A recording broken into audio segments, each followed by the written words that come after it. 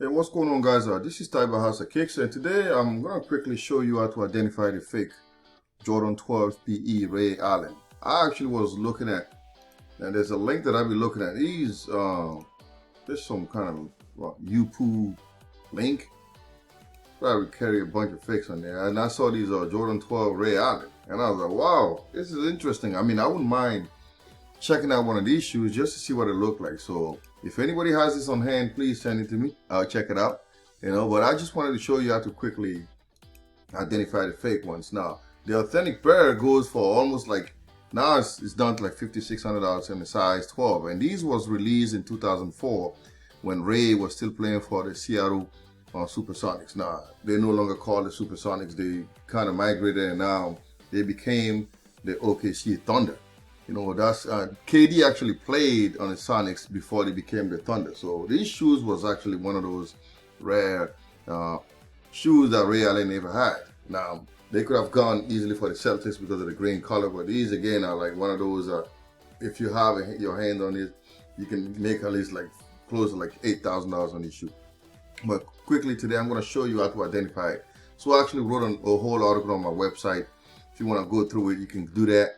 But there's an article that I wrote to kind of like go through all the details on how to identify it. But if you don't have time to read the article, I'm going to show you real quick how to check this out. So the first thing you want to start with is pretty much the back side.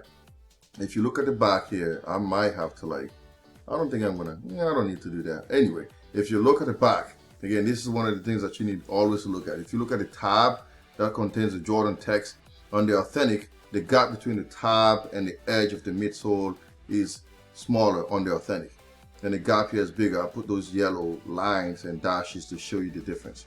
And if you also zero in on the Ray, the Ray text on the fake pair, it's embroidered but it's thicker. It's the font is bolder. You can see R-A-N-Y, Ray Allen. These are like much thicker, and then they are much thinner on the authentic. Okay, this is one of the things that you want to look at. And if you also look at the green here, that green is vibrant but kind of dormant and more like subtle on the authentic. And the 23, now I guess it's because of aging, but this is almost like turning yellow here. It's still bright white here on the fake pair. Now the next thing we're gonna look at again is the back.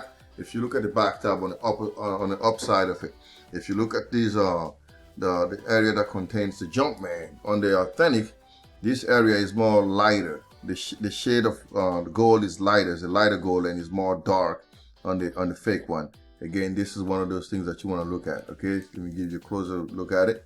Okay, and the next thing you want to look at is the outside of the tongue. Now, this is always the Jumpman is an area that they always miss. Now, if you look at the spacing between the Jumpman and the edge of the tongue liner is much wider on the authentic. This means that the tongue is too short on the fake pair. There's always a problem with the Jordan 12. The tongue happens to always be too short. Now, if you look at the gap between the bottom of the tongue and this first set of stitching, is again wider on the authentic and more shorter on the fakes. And the Jumpman itself doesn't look the same. Look at the stitching here. It's kind of zigzaggy. It's a little like poor craftsmanship. So this is something that you want to look at. Okay. And the next thing that we're going to zero in on is again, these is something that they always mess up with the Jordan 12. The eyelet here. If you look at the authentic pair, the gold is a lighter gold. Okay, this is like more, also almost like orangey looking. And then the Jumpman itself is too small on the fakes. Okay, you can see the difference here. Again, you can go back on the website and just take your time to look at these pictures thoroughly. Now the next thing we want to look at is again the mud guard. This is always a problem. They always tend to mess this up some way or another. Now if you look at the pattern here, it's subtle on the authentic. It's smaller. The bumps are smaller and they're actually almost non-existent. It's very subtle. Again, it's actually, I think, snake skin. And this one is like the bumps are like wider, bigger, and they are more apparent, and they are not as subtle. And if you look at the gap between the bottom, the Jumpman, the way they place it on the plastic tab is always a problem with the fakes. Now on the authentic, it's usually placed 2/3. It's almost adjacent to the top side of it. But on the fake one, it's kind of centered, which is funny, right? You would think it would be centered on the authentic, but it's not the case. It's always like placed 2/3 higher on the authentics on most Jordan 12. Now again, the toe the area here. Again, this look you can look at the pattern here, right? It's very subtle, smaller bumps like vermicelli. They are really small on the authentic.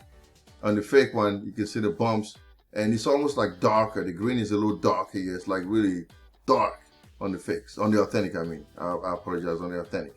Okay? And then the last thing you want to look, actually not the last thing, the label. I mean, back in the 2004, the labels, I mean, look, I don't even know why they messed this up. Like, they could have done a better job. They put the wrong label on it. Like, look at this label here. He has like the 12, 16, 22. They made the shoe in 2022, the production did. But the authentic, the label is like that. They have like that sample label. This was made for Ray Allen, okay? He's a size 14, so that's why they made the shoe for him. And then of course, the shoe that never came with a box like this. If you look, they have Air Jordan 12 PE. Nike never made this box, and they have a price $200. These were made for Ray Allen, so they didn't come with none of that stuff. So this is pretty much an easy. I mean, you can go back to the website and check out all this stuff. I've also wanted to show you now. I've seen they've already had like the DMP 11. They already have the fake ones out. I'll show you in a minute. There's a bunch of fakes that they have on this joint. Look, they got the fake DMPs out, which is interesting because this looks pretty good, man. Like I haven't done like a side by side yet, but I actually wrote an article on my website a couple of days ago, because people were complaining about pictures of the Jordan 11 DMP that Nike supposedly are gonna release comes December. Again, Nike hasn't even said anything about this, so I don't even know why people are going on and on about how these are like trash, because this is the 2006 version. Now the 2023 version supposedly is built with some kind of tumble leather on, you know, it replaces the mesh, and people are complaining that this is trash and this is not consistent with the 2006 version, which I understand. Yes, they should have called it remastered, but I wrote an entire article about it. Okay, so if you want to go back and check that out, go do so. But I just wanted to warn you that they already had the fakes out, so I'm going to be doing a comparison soon to show you how to identify the fakes, because there's a bunch of them out there. And the fakes ones, actually, they kept the mesh material and they kept all the stuff intact. So they hadn't changed that on the fakes. There's so many more fakes that they're building. I mean, these guys are relentless, man. They're putting in work. Look at how much fakes they've built already. They even have these Palomino, right? Palomino Jordan 1. So I'm going to be doing that soon. But again, if this video helped you, please give it a like and share it. And do check the website, because I write a lot of articles on a daily basis. I just don't have the time to put it on YouTube because the schedule does not permit. All right? Again, thanks for watching. This is Ty from Master Kicks, and stay tuned for more stuff. I'll see you next time.